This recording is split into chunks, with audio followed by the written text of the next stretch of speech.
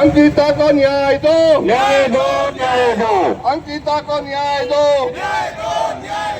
भाजपा से बेटी बचाओ, बेटी बचाओ, बेटी बचाओ। अंकिता भंडारी को न्याय दिलाने की मांग को लेकर आज रुड़की की सड़कों पर सियासी आक्रोश साफ नजर आया। कांग्रेस पार्टी ने कलियर और रुड़की विधानसभा क्षेत्र में न्याय यात्रा निकालकर भाजपा सरकार पर सीधा हमला बोला। इस न्याय यात्रा में उत्तराखंड के पूर्व मुख्यमंत्री हरीश रावत खुद सड़क पर उतरे और सरकार को कटघरे में खड़ा कर दिया। गढ़वाल सभा से शुरू हुई कांग्रेस की न्याय यात्रा आजाद नगर चौक से होती हुई बीएसएम तिराहा तक पहुंची। हाथों में पोस्टर, बैनर और नारों के साथ कांग्रेस कार्यकर्ताओं ने सरकार के खिलाफ जमकर नारेबाजी की। अंकिता को न्याय दो और वीआईपी का नाम उजागर करो जैसे नारों से पूरा इलाका गूंज उठा। पूर्व मुख्यमंत्री हरीश रावत ने कहा कि एक तरफ पूरा उत्तराखंड अंकिता को न्याय दिलाने की मांग कर रहा है, वहीं दूसरी तरफ सरकार आरोपियों के लिए कवच बनकर खड़ी है। तमाम सबूत सामने आ चुके हैं, लेकिन अब तक वीआईपी पर कोई कार्रवाई नहीं हुई। दिल्ली से देहरादून तक भाजपा मौन है। मुख्यमंत्री जनता के विश्वास का प्रतीक होता है, उन्हें चाहिए कि सामने आए नामों पर तुरंत मुकदमा दर्ज कराए। वरिष्ठ कांग्रेस नेता महिपाल सिंह ने पूरे मामले की सीबीआई जांच की मांग उठाई। उन्होंने कहा कि बेटी बचाओ बेटी पढ़ाओ का नारा देने वाले ही आज बेटियों के साथ हो रहे अत्याचारों पर चुप्पी साधे हुए हैं। कलियर विधायक फुरकान अहमद ने कहा कि भाजपा सरकार अंकिता हत्याकांड के आरोपियों पर कार्रवाई से बच रही है। चाहे अंकिता भंडारी का मामला हो या शांतरशाह में नाबालिग के साथ हुआ बलात्कार, सरकार को तुरंत सामने आए नामों पर एफआईआर दर्ज करानी चाहिए। कांग्रेस की इस यात्रा ने साफ जाहिर कर दिया है कि अंकिता भंडारी हत्याकांड को लेकर सियासत और तेज होने वाली है। कांग्रेस का कोई लेना देना नहीं है। कांग्रेस माननीय पूर्व मुख्यमंत्री हरीश रावत जी हमारे बीच में मौजूद हैं और आज के समय में पूरा उत्तराखंड, चाहे वो कांग्रेस का है चाहे नहीं है, सिर्फ एक ही मांग कर रहा है और वो मांग है कि अंकिता भंडारी को न्याय मिलना चाहिए। उसका न्याय अभी भी अधूरा है क्योंकि जो राजनेता हैं भाजपा के वो अभी तक बचे हुए हैं। उन्हें बचाने का कार्य धामी सरकार लगातार करती है। उन्हें जेल ना भेजकर वे हमारे मुंह पर तमाचा मार दिए, जो हम बर्दाश्त नहीं करेंगे। और अपनी बहन, अपनी छोटी बहन अंकिता को न्याय दिलाने का कार्य भाजपा बिल्कुल, कांग्रेस बिल्कुल करेगी। और मैं आपके माध्यम से मातृ शक्ति जो भाजपा के अंदर है उनसे गुजारिश करता हूं, उनसे विनती करता हूं कि वो भी इस विरोध प्रदर्शन में आए और विरोध करें अपने भाजपा के उन नेताओं का जो बड़े नेताओं को बचाने का कार्य अंकिता का हत्याकांड में कर रहे हैं। मुद्दा केवल कांग्रेस पार्टी का नहीं है, ये मुद्दा पूरे उत्तराखंड की माँ बहन अपनी मातृ शक्ति का है। हमारी पूरी मातृ शक्ति, चाहे वो कांग्रेस की है नहीं है, वो इस वक्त सड़कों पर है और एक ही डिमांड करी है, एक ही मांग करी है कि हमारी बेटी, हमारी जो अंकिता है उसको न्याय दिलाना चाहिए।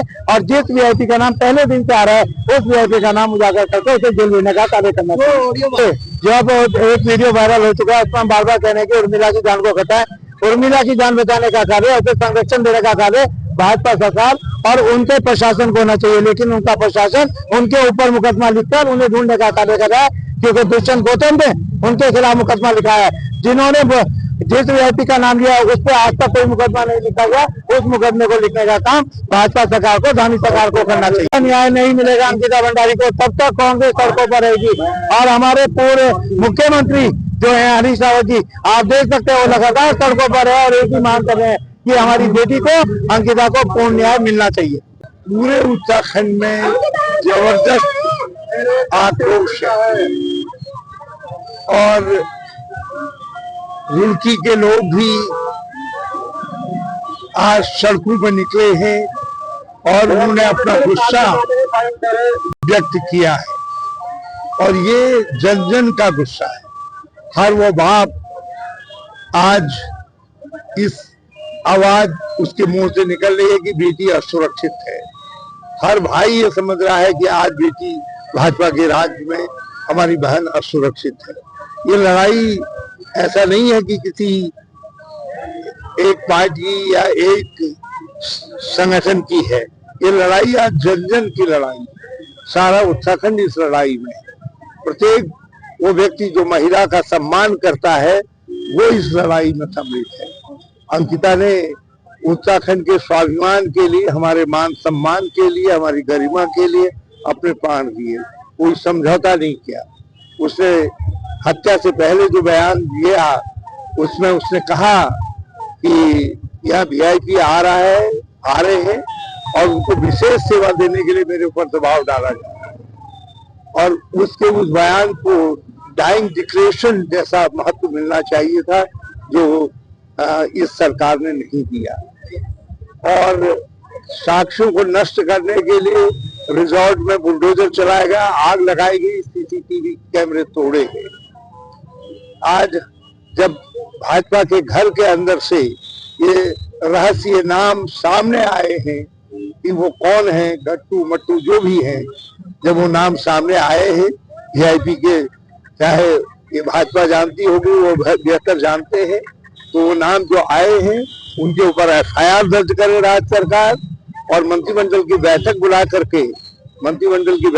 करके सीबीआई को इस सारे प्रकरण की नए सिरे से जांच सौंपे और सीबीआई की जांच हाई कोर्ट या सुप्रीम कोर्ट के सिटिंग जज की देखरेख में होनी चाहिए, उनकी अध्यक्षता में होनी चाहिए। लेकिन भाजपा तो कह रही है सर, राजनीति करेगा, आप भ्रम दूर क्यों नहीं करते हो? आज कांग्रेस अकेले नहीं लड़ रही है, सारी जनता लड़ रही है।